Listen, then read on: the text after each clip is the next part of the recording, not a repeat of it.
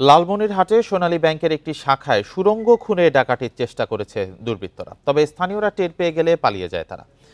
সোমবার সদর উপজেলায় সোনালী ব্যাংকের বড়বাড়ি শাখায় এই ঘটনাটি ঘটে। পুলিশ জানিয়েছে, ব্যাংকের পেছনের দেয়ালের নিচে একটি সুড়ঙ্গ খুঁড়ে ভেতরে ঢোকার চেষ্টা করে দুর্বৃত্তরা। তবে ব্যাংকের পিয়ন বিষয়টি টের পেয়ে চিৎকার করলে আশেপাশের লোকজন ছুটে আসে। এ সময় ডাকাতি করতে আসা দুর্বৃত্তরা পালিয়ে যায়।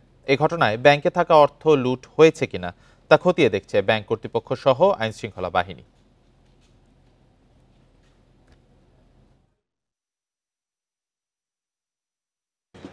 দুর্বৃত্তরা পিছন থেকে একটা গর্ত খোঁড়ার সংবাদ পাই। সংবাদ পাওয়ার পরে তাৎক্ষণিকভাবে আমরা এখানে আসি। আসার পরে দেখি যে না, ঘটনা সত্য, সেখানে একটি গর্ত করা হয়েছে।